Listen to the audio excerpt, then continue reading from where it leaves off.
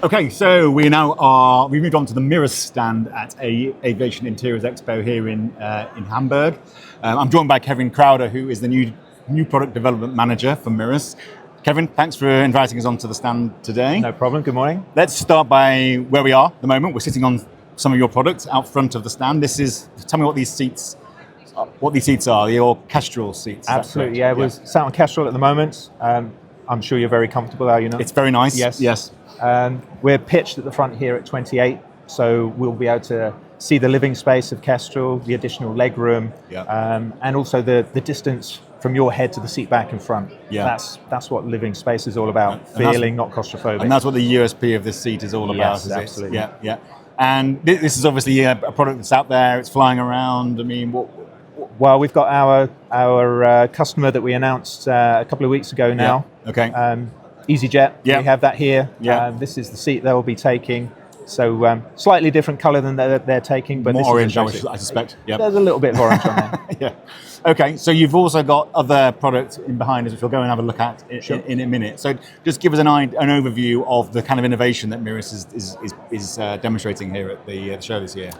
Yeah, we have Falcon. That's a slight uplift on what we had last year. Hawk Duo is very much more advanced than it was last year as well. We're going into our final stages of development and certification, which we're very excited about. That's with like 5.5 inches of recline, fixed base, but reclined seat back. Yeah. So that's a great product that's behind Kestrel here today. Yeah. What's the current seat innovation? Seats are seats at the end of the day, but lots of innovation going on.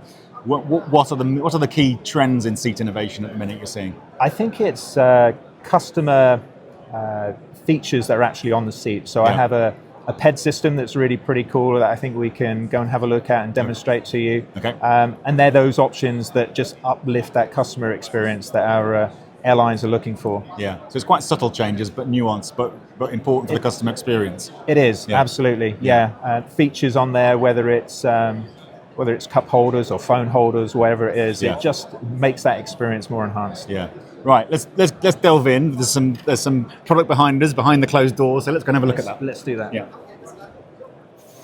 So I see, as you mentioned, EasyJet. We have an orange wall. Yeah. And this is the EasyJet seat that we're very proud of. They're very happy with it. Similar comfort level that we sat on earlier, which I know the airline and their customers are really, really going to go and enjoy.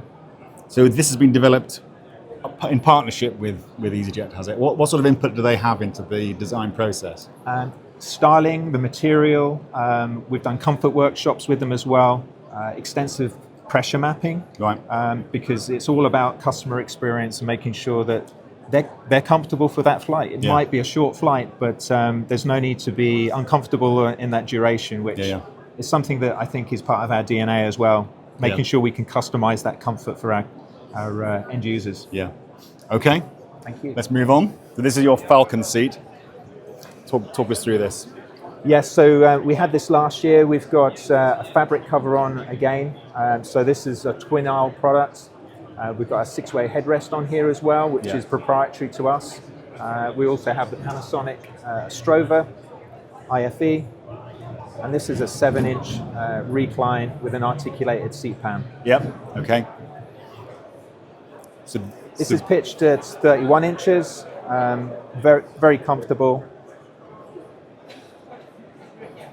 Best part of 75 mil of composition of foams on the base. Memory foam. And very comfortable seat back as well. So you'll see these in twin aisle. Twin aisle, so 350 is a A350 is a typical installation. It's quite a striking cover, isn't it? It is. Is that a cover that's actually being used or being flown? It's not. It's one for demonstration purposes. It's just very much an architectural cover. Yeah. There's lots of patterns that are going the full width of the seat at the moment. It's very in trend. And what's the demand for covers that aren't either leather or faux leather? I mean, this is a material, so there's demand for that kind of cover, is there? There is, because it's more breathable, and it's not quite as slippy as some of the other seats where you can move around, you can get more comfortable on a fabric cover. That's and is it as practical in terms of maintenance and cleaning Probably not compared to a Gen Phoenix product where it's very durable, it's easy to clean. Fabric covers have to be laundered. They only have a certain amount of life, whereas a Gen Phoenix product, you've got a longevity with their material. Yeah. And then we move on to Hawk Duo. This is again a synthetic material, albeit Gen Phoenix's material. We've got very comfortable seat bases on here as well. So this is probably the top end of the comfort level. Yep. No seat back screens on this one, so this is more for your budget carriers, low cost? It is. In time we will offer a sort of 10-inch screen on this, but this is an A320, A321 installation. Yeah. Single aisle. About 5.5 inches of recline on this. Yep. But again, the same DNA as Kestrel, where you've got that extensive leg room, the living space from your face to the seat in front. There's lots of seats that are very upright, very close, very high seat back, and we try and ensure that we give that space to the customer. What's striking about all the modern seats is just the lack of bulk, compared to the seats that we're used to flying on, going back into the 80s and 90s. They look very thin and very, very lightweight, and now that's obviously one of the key features of any new seat. It needs to be very lightweight and sustainable. Yeah, the seat backs are very thin. Again, it's our methodology and the way that we're constructing the seat back. We have this very unique attachment method of the cover, so we're very proud in the way that we execute that, and they're getting this seamless consistency from one seat to another, because again, the airlines want to take covers off, put them back on, but they want the seat to look as it was intended from when it came from the manufacturer. So our method, our clip method, allows us to do that seamlessly. Yeah. And what you're here for 3 days demonstrating this to the various airlines that come. What do you hope to get out of the next 3 days? Do you take firm orders here, or is this a way of just showcasing the product and starting that conversation with potential new customers? Yeah, for sure, a bit of both. Some of the airlines, again, that we may have been working with them in bids before, and they come back and they say, well, we were looking at that before and we're still very interested in that. And what other features could you put onto that seat for us? So it's an opportunity to not only sell our new technology, but to continue those relationships and get new business. Yeah. And are we still seeing a lot of airlines looking to retrofit these kind of seats into older aircraft because they're having to keep them flying for longer and they want to upgrade the experience? Yeah, I think a lot of airlines realise that as long as your aircraft's well maintained, what the customer sees is the interior. It's the thing that allows them to elaborate on their brand and put their identity. And so new interiors, some new covers and seats, really, really uplifts the aircraft, doesn't it? So we were at the Passenger Experience Conference yesterday, and there was a lot of talk about the hardware and the upgrades to this, and where really things that we used to be considered premium are now fairly standard in many cabins. So it's not really so much about the hardware. The hardware is important, but it's more those nuances. It's more the kind of the storytelling that you are able to convey through the hardware that's important these days, and that's quite subtle, isn't it? But it's what airlines are looking to do to enhance the experience for the customer. Yeah, and I think our seats they're minimalistic, they're elegant, they give a sense of air within the aircraft, and I think that's what a lot of the airlines are looking for. So we've got a good recipe. Yeah, I think space is luxury, isn't it? In an aircraft. So that's actually really true. When you crowd an aircraft, it's already a small space anyway. To give people space back, they really appreciate that. They absolutely do. Okay, we're still on the Mirus stand. We've entered a special part of the exhibit, VR room. I'm now joined by Tom Cox, who is the Industrial Design Manager for Mirus. And we're going to talk through what you're demonstrating here, which is a new premium economy seat as a concept. Talk us through where you're at in terms of developing this. Sure. So this is Osprey, our new single aisle premium economy seat. So very much still in the industrial design phase. Before I hand over to Kev's team in the engineering team, haven't let him get his hands on it just yet. What we've done is very much lent into the premium side of premium economy. I've very much looked to adopt some of the design cues and some of the features that passengers would come to expect from the more premium business class, first class experience. Because based on my research, I definitely see a gap in the market, a need and a desire from the passengers and therefore the airlines I think passengers are expecting a lot more from premium economy when they book now.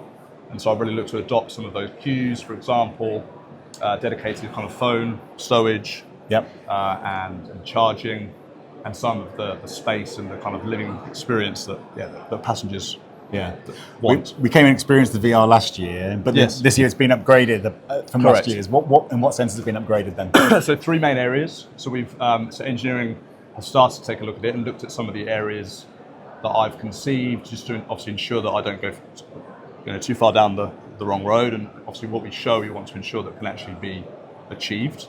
So for example, the IAT, unconventionally, compared to our competitors, we put that in the center console. Mm-hmm. What that enables us to do is to freeze up the end bay to be a much lighter weight part of the seat. It means that you can then use it for what we've done is use it for extra stowage. Right. But in terms of feasibility of that IAT in the center console and having to actually span the width of that center console, which obviously for a single aisle economy is quite large, we've just had to ensure that obviously from a mechanical feasibility perspective, it can actually be achieved. Yeah. So that's number one. Number two, we've also looked to adopt some lightweight materials. So looking specifically to adopt a mesh material in the headrest, the privacy screen, and also the calf rest, to areas that we think don't necessarily need to be made out of heavy upholstery and fabrics. We can actually look to adopt a mesh material that actually still has the comfort, but is obviously more lightweight, more sustainable. Keeping the weight down. Exactly. Yeah. And lastly is the CMF. So last year we spent less time looking at that, but this year really looked to kind of refine some of the features, some of the areas really to lift the aesthetic, and hopefully I'll achieve that this year. So where are we in the process of this becoming a reality and flying? How far? So bit of an open question on that. Yeah, I think we're still a few years off. Yeah. I think we're targeting 2019, I believe, to kind of definitely get more into the engineering side and have it as a feasible product for us to sell. Yeah. But yeah, so certainly some way off. Yeah. At the moment, but interest from airlines obviously in this product. So. Some really positive feedback. Everyone that comes in, some really nice feedback about the design, and everyone has quite some interesting reactions, let's say, to the VR experience as well. But they like doing the VR as well. It's good. It's a great bit of technology. Very realistic. It can be, But in the absence of a physical product, it's been a great way of being able to showcase the design. Obviously, people like yourselves and obviously show what I've been working on. So cool. Okay, well let's give it a go. Yeah, let's do it. Right. If you take a seat, I think let's do this one here. If you want to take a seat. Oh, that one, yes. Yeah, sorry. Right. So have a seat. So it's on the back here. You've just got a dial. So pop it on your head, and then just turn the dial clockwise, and just get it to a comfortable position. Okay.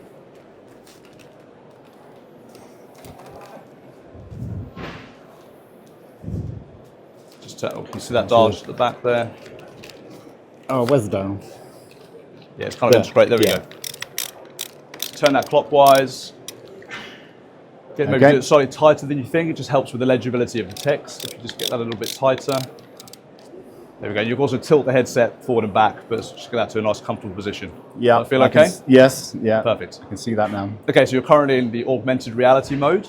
So you can see the seat, but you can still see me. Yep. So if you just take a look down at your lap, just to make sure, do you feel like you're in the right position in the seat?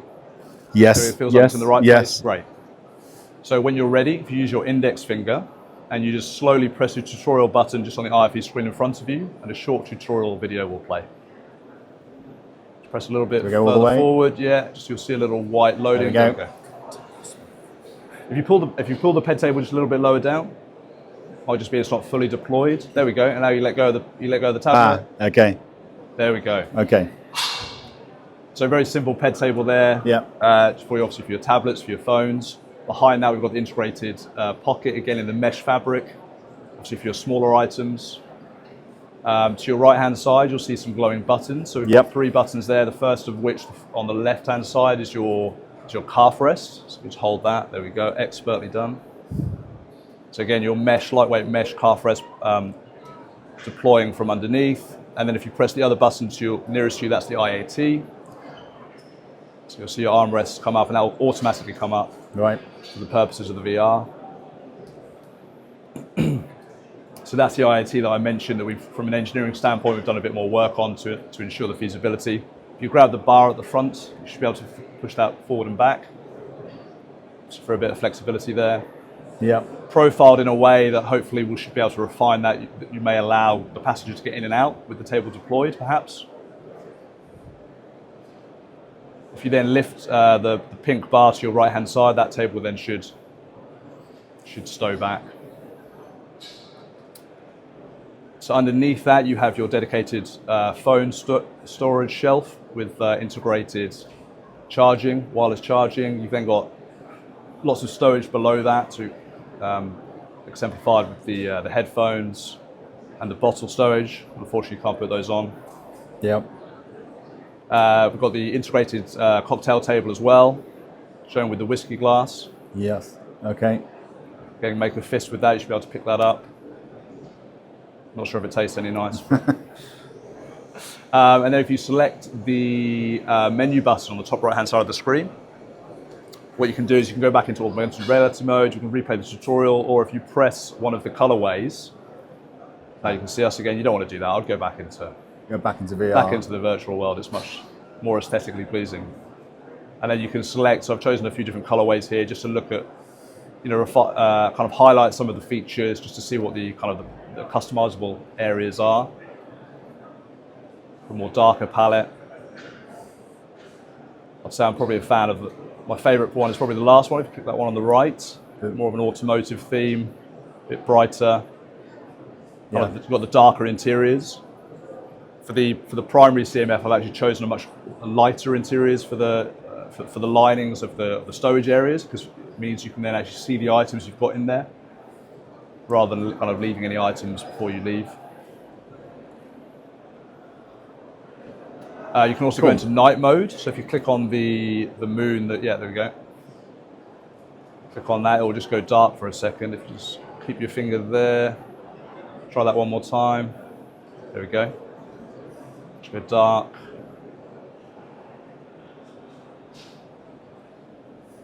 So we've included this just to really highlight some of the lighting, some of the ambient lighting included in the seat. So we've got this kind of Porsche-inspired lights LED strip at the back of the seat that kind of really follows the contours of really highlights that kind of wraparound trim shell effect. Yeah. All the ambient lighting in the arms, to obviously highlight the stowage areas. Shown less there, but that's imagine the lighting below the armrest there. And also another new feature for this year is you've got this low light emitting bar underneath the IFE screen. So the idea with that is when the cabin's dark, as it is now, it's a way of conveying some of the basic information like seat number, ETA, flight, time, etc. Right. Without turning on your IFE screen. Yeah. So that would be separate to the IFE screen. Okay, cool. It's a great way to bring this to life because you really feel like you're in the cabin. Yeah, yeah. And actually, what's great is if you're back in the AR mode, if you feel comfortable, if you stand up and walk towards me. Walk through the seat. Yeah, through the seat. But if you now look back, you can then see the seats. Yeah, obviously, it combined with the real world. It's a great actual design tool that we are looking to utilise as well to help us obviously assess and refine areas. And it means we can also work remotely with colleagues in other parts of the world. Well, great. Thanks for showing us that. That's we look forward to seeing it in real life. Yeah, it's good enough when it's in VR, but it's actually it looks like a great seat. Thank you very much. Thank you. So having tried the virtual reality, we're going to go back to actual reality and just show us this final innovation, this final seat. What seat is this, Kevin? And so this is Hawk Duo. Yeah. Hawk Duo LR. So it's slightly more long range. So we're talking A330, 8 abreast. This has got the fabric covers, very similar to the Falcon that we saw earlier. Yeah. Again, 5.5 inches of recline. This is actually pitched at 30 inches, so a bit more leg room with it. But we've got a very cool phone holder that I'd like to show you because we're quite excited about it. It's in early stages of development. But again, this is an example of what airlines want to have as features on there. To provide, so that's where our innovation and our team comes up with ideas as to how they could install. So this is it. This is a phone holder. Any phone can fit this. I guess it's a multi-use. So you just pop your phone in there, and then you can use it like a screen, essentially. Effectively, it's your onboarded IFE yourself. Yeah. Okay. And you expect this to be really popular? I mean, we'll expect to see this in many aircraft going forward. I absolutely hope so. Yeah. And also it will adapt to have another feature on the top, so you can iPads on there as well. Right. And it just means it's integrated. I think it's quite a unique little mechanism that we have in there, and we've packaged it within a very, very small space. Does something like this need certification and everything, go through the whole process? So even though it's a small design feature, it still has to go through the full process of getting on board? Yeah, when we do our HIC program and all of our development testing, and then into certification, any of these options that you want, you have to have in at that time. Yeah. Otherwise, it just becomes a little bit more arduous after the fact. So yeah, we have to get all this done at the same time. Yeah. Look, Kevin, thanks for showing us all that. That's a lot of stuff going on at Mirus, I'm sure. But you're always thinking about the future. I have no doubt as well, as a product development guy. What? Just before we finish up, what's on the roadmap for Mirus? Where do you see things going in 5 years' time when we come back here and see your stand? What kind of things do you think we'll be looking at in terms of seat development? I would certainly hope Osprey is a lot further ahead than it is now. Yeah. I would love to be able to bring a concept seat next year, but that might be a bit ambitious, but we'll see. But really much of the same DNA, same living space, ergonomics, comfort, because it is our differentiator, and that's what we want to continue with. Yeah. Well, great. Well, good luck with that development. We'll look forward to seeing it. And thanks for inviting us on the stand again this year. A pleasure. Thank you. Thank you. Cheers.